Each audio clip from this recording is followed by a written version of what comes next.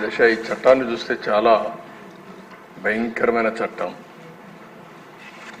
ఏ మాత్రం కూడా ఆలోచించకుండా ఈ చట్టాన్ని తీసుకురావడం చాలా సమస్యలకు దోహదం చేసింది.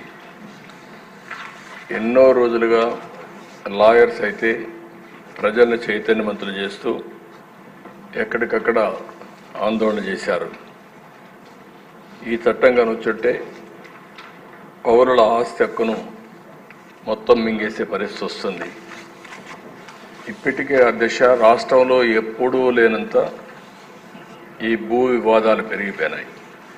చాలా దిక్కలు ఇప్పుడు నా నియోజకవర్గం కుప్పం నియోజకవర్గంలో చూస్తే ఎప్పుడూ నాకు ఒక్క కంప్లైంట్ కూడా రాలేదు. 40 ఏళ్ళ నుంచి నేను అక్కడ సీఎంగా, ముఖ్యమంత్రిగా, ఎమ్మెల్యేగా, ప్రతిపక్ష నాయకుడిగా ఉన్నాను. ఈ 5 ఏళ్లలో జరిగిన అవకతవకలు ఆ నియోజకవర్గంలో ఎక్కువ కంప్లైంట్లు వచ్చేది భూ వివాదాలపైన వచ్చాయి. నేను చిన్న చిన్న మీటింగ్లు పెట్టుకొని మాట్లాడేటప్పుడు ఏదైతే 22A ఎవరైనా భూమి ఉంటే దాని పక్కన 22A అని వేసేస్తే అది ప్రభుత్వ భూమి అయిపోతుంది. అక్కడి నుంచి ఎవరైతే సెటిల్మెంట్ చేసుకోవాలనుకుంటారో వీళ్ళందరూ రావడం, నెగోషియేషన్స్ మొదలు పెడతారు. లేకపోతే ఇది గవర్నమెంట్ భూమి అవుతుంది. మనం కానీ ఒప్పుకుంటే, వాళ్ళు ఒప్పుకుంటే దాన్ని ఆటోమేటిక్గా మళ్ళీ ప్రైవేట్ భూమి కింద 22A తీసేసి మళ్ళా ప్రైవేట్ భూమి కింద సెటిల్మెంట్ చేసుకునే పరిస్థితికి వచ్చారు. అధ్యక్ష, టెక్నాలజీ కూడా చాలా ప్రమాదం. నేరస్తుల దగ్గర టెక్నాలజీ ఉంటే మొత్తం మార్చేయడం, రికార్డులు మార్చడం చాలా ఈజీగా అయిపోయే పరిస్థితి వస్తుంది. ఇప్పుడు దానికి తోడు మీరు చూస్తే అధ్యక్ష ఇటీవల కాలంలో ఇవన్నీ కూడా సెంటిమెంట్స్ ఉంటాయి. భూమి అనేది తరతరాలుగా వారసత్వ ప్రకారం వస్తుంది. మా తాత, మా ముత్తాత ఇచ్చిన భూములు ఇప్పుడు కూడా మాకు వస్తూ ఉంటాయి ఆ కుటుంబానికి. అలాంటి భూమిలో పట్టాదారు పాస్ పుస్తకాలు ఇవ్వడం ఆనవాయితీగా పెట్టుకుంటాం, రాజముద్రేస్తాం, అంటే ప్రభుత్వం ముద్రేసిస్తాం. అలాంటిది ముఖ్యమంత్రి ఫోటో వేసుకొని పట్టాదారు పాస్ పుస్తకాలు ఇవ్వడం అంటే సెంటిమెంట్స్తో ఆడుకోవడం. ఇది ఎక్కడ చూడలేదు అధ్యక్ష, ఎవ్వరూ చేయలేదు ఇంతవరకు కూడా. అలాంటివి చేశారు. అప్పటికే ప్రజల్లో చాలా కోపం ఉంది, ఆవేదన ఉంది, ఆవేశం ఉంది, ఏమీ చేయలేని పరిస్థితిలో ఉన్నారు. అయితే ఇటీవల భూ సర్వే కూడా అన్నారు.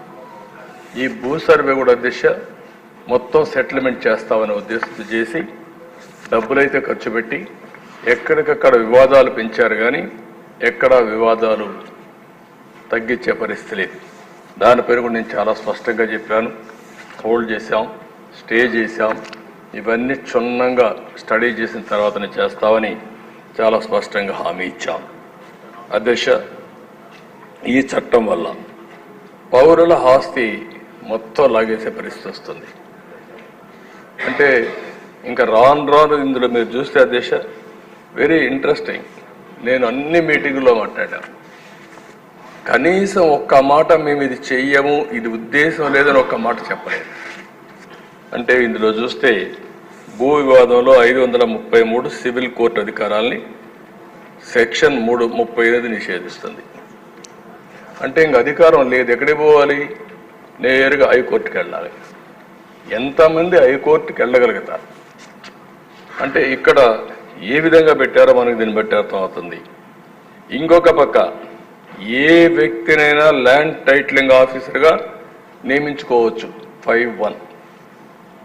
అంటే ఇప్పటికే మనం చూస్తున్న సాక్షిలో పనిచేసే వాళ్ళందరినీ తీసుకొచ్చి ప్రభుత్వాన్ని పెట్టారు.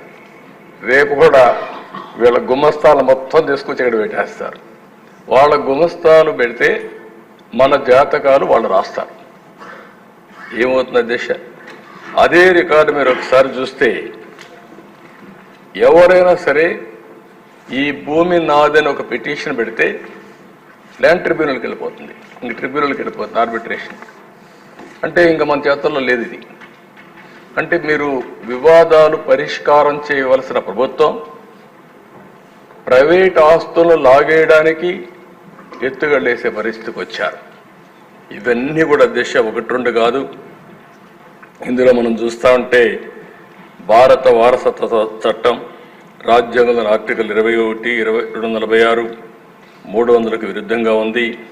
ఇంకో పక్క ఈ సెక్షన్లో ఉండేటువంటి ఈ చట్టంలో ఉండే సెక్షన్లు 10, 13, 14, 15, 25, 34, 36, 46 రాజ్యాంగ విరుద్ధంగా ఉన్నాయి. ఇవే కాకుండా ఈ చట్టాన్ని అమల్లోకి తెస్తూ జారీ చేసిన జీవో నెంబర్ 512 రహస్యంగా దాచిపెట్టారు. మనం అడిగితే దానికి సమాధానం కూడా చెప్పలేని పరిస్థితి వచ్చారు. ఇలాంటివన్నీ చూసిన తర్వాత దిశ చాలా ప్రమాదకరమైన చట్టం. నేను మిత్రులు పవన్ కళ్యాణ్ గారు కూడా కొన్ని మీటింగుల మీద చాలా స్పష్టంగా హామీ ఇచ్చాం. మేము వచ్చిన వెంటనే ఈ చట్టాన్ని రద్దు చేస్తామని చెప్పాం. ప్రజలు నమ్మారు. ఎంత భయంకరంగా అంటే దిశ ఒక అభద్రతా భావనకు లోనయ్యారు. మళ్ళీ దుర్మార్గమైన ప్రభుత్వం వస్తే మా ఆస్తులకు మాకు రక్షణ ఉండదు అనే పరిస్థితికి వచ్చారు. అధ్యక్ష కొంతమంది ఇక్కడి నుంచి అమెరికాకి వెళ్ళారు, వాళ్ళకి భూములు ఉన్నాయి, వేరే దేశాలకు వెళ్ళారు, వేరే రాష్ట్రాలకు వెళ్ళారు.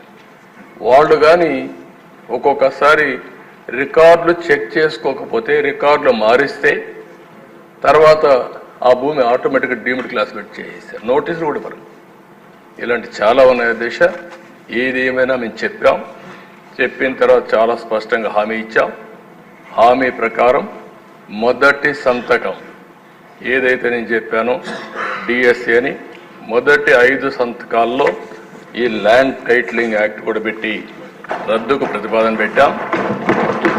మొదటి క్యాబినెట్లో దీన్ని ఆమోదించాం. మొదటి అసెంబ్లీలో దీన్ని మళ్ళా ఈ చట్టాన్ని రద్దు చేయడానికి ఇది ప్రవేశపెట్టాం. ఇది మా చిత్తశుద్ధిని మరొక్కసారి తెలియజేసుకుంటూ